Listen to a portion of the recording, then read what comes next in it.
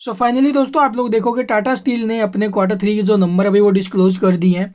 तो कैसे रहे हैं टाटा स्टील के रिजल्ट्स और इसका जो इम्पैक्ट है वो हमें स्टॉक के ऊपर कैसा देखने को मिलेगा कल के दिन। तो चलिए जानते हैं डिटेल में। तो जैसा कि यहाँ पर आप लोग देख रहे हैं भी इसमें और क्या कुछ अनाउंस हुआ है वो भी देखते हैं। तो जैसा कि यहाँ पर आप लोग देखोगे भी कंसोलिडेटेड स्टेटमेंट्स देखेंगे इसकी। All figure in rupees crore में दिया गया डाटा है। अभी यहाँ पर आपको क्वार्टर एंडेड और ये आपको 9 मंथ एंडेड रिजल्ट्स देखने को मिलेंगे। अगर बात की जाए टोटल इनकम की या फिर टोटल रिवेन्यू की, तो करंट क्वार्टर में जो टोटल इनकम रही है अभी इसकी वो है 53,869 करोड़ की, जो प्रीवियस में 54,503 थी और प्रीवियस ईयर के सेम क्वार्टर में 55,539 करोड़। यानी कि year to year and quarter to quarter इसकी इनकम हमें ड्रॉप होते हुए नजर आई है। 9 मंथ बेसिस पर भी इनकम हमें ड्रॉप होते हुए नजर आ रही है। अभी एक्सपेंस की बात करें यानी कंपनी ने जो खर्चे किए हैं, तो करंट क्वार्टर में 52,118 करोड़ के रहे हैं, जो प्रीवियस में 52,331 करोड़ थे और प्रीवियस ईयर के सेम क्वार्टर में 53,351 करोड़ के। यानी कि year to year and quarter to quarter इसके एक्सपेंस में भी गिरावट देखने को मिली है।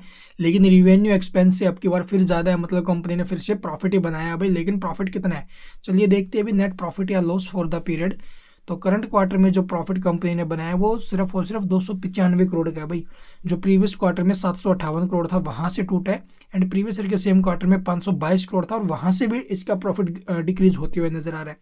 ठीक है, इसके अलावा आप लोग देखोगे इसका अर्निंग पर शेयर यानी कि ईपीएस 26 पैसे है, जो प्रीवियस में 67 था और प्रीवियस ईयर के सेम क्वार्टर में 42 पैसे। तो इसका इम्पैक्ट कैसा देखने को मिलेगा अभी वो चलिए देखते हैं मार्केट एस्टीमेट से कंपेयर करके। तो टाटा स्टील का जो रिजल्ट्स एक्सपेक्टेड है वो आप लोग देखोगे भी, अर्निंग पर शेयर जो एक्सपेक्ट किया जा रहा था करंट क्वार्टर में वो -17 पैसे था भाई, -17 पैसे। लेकिन आया क्या, पॉजिटिव है भाई, और लगभग 52,930 करोड़ के आसपास का, जी हाँ 52,930 करोड़ का इसका रिवेन्यू एक्सपेक्ट किया जा रहा था। तो रिवेन्यू तो ठीक है, अभी 52,930 करोड़ को तो इसने बीट किया है। ठीक है, अच्छी बात है। तो रिजल्ट्स देखो मार्केट एस्टीमेट को तो इसने बीट किया, लेकिन इम्पैक्ट कैसा रहेगा, बिकॉज रिजल्ट्स इसके जो प्रॉफिट्स है वो ड्रॉप हुए हैं भाई, रिवेन्यू ड्रॉप हुआ है, वो कल पता चलेगा। और बाकी यहाँ पर आप लोग देखोगे भी ये कंसोलिडेटेड स्टेटमेंट्स जो है रिवेन्यू स्टेटमेंट है, सॉरी रिवेन्यू सेगमेंट्स, वो यहाँ पर आप लोग एक बार देख लेना किस सेगमेंट से क्या फिर किस देश से कितना कंपनी रिवेन्यू जनरेट करती हुए नजर आए, वो डिटेल जानकारी आपको यहाँ पर मिल जाएगी। ठीक है, इसके अलावा डेट इक्विटी रेशो की बात करें तो डेट इक्विटी रेशो इसका जो अभी प्रीवियस के मुकाबले हमें डाउन नहीं इंक्रीज होते हुए नजर आ रहा है भाई।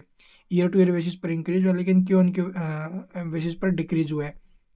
एंड मार्जिन्स की बात करें तो आप लोग देखोगे भी इसका जो प्रॉफिट एबिडा मार्जिन्स है वो हमें प्रीवियस के मुकाबले, ये देखोगे यहाँ पर आप लोग ये डाउन आते हुए नहीं भैया, तो इन्वेंट्री टर्नओवर है,